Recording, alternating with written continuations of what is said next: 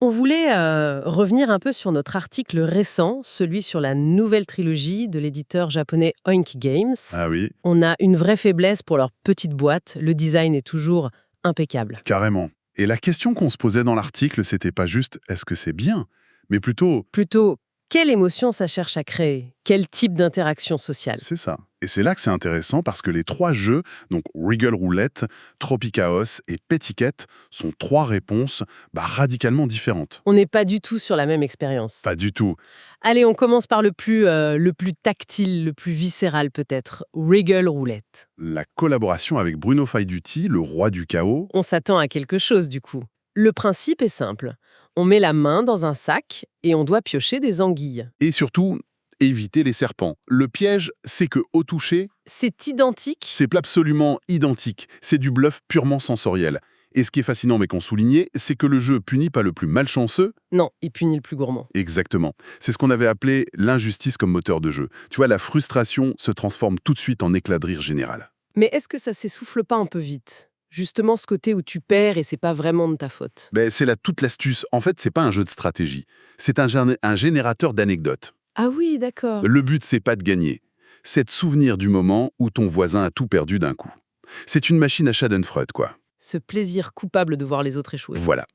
Efficace, mais un peu léger sur la durée, on est d'accord. D'accord, on quitte ce chaos tactile pour un chaos plus calculé avec Tropicaos. Ah, là, un changement d'ambiance radical. Fini le hasard pur. On est dans une petite gare économique, mais avec cette patte visuelle, ce côté pop art fruitier. Une claque visuelle, le jeu est magnifique. Carrément. Et il est méchant. Il est très méchant.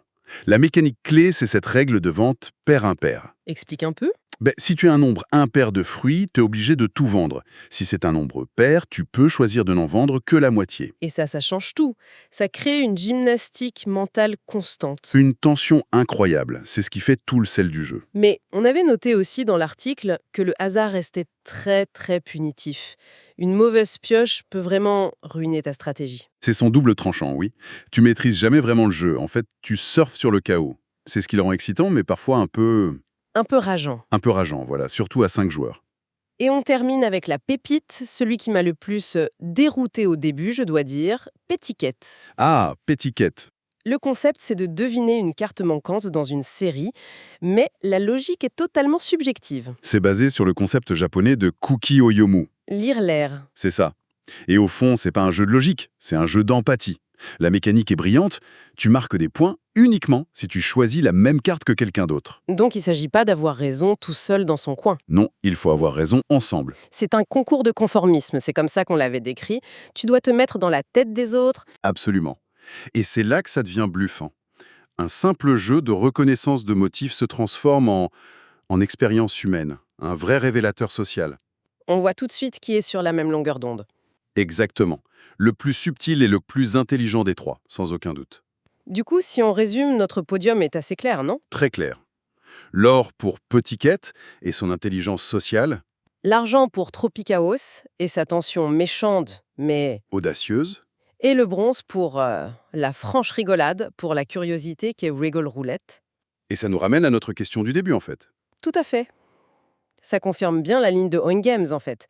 Ils vendent pas juste des mécaniques, ils vendent des contextes pour interagir. Et ça soulève une question, pour conclure peut-être. Oui, quand on choisit un jeu, au-delà de sa qualité, il faut peut-être se demander quel type de souvenir on a envie de créer ce soir.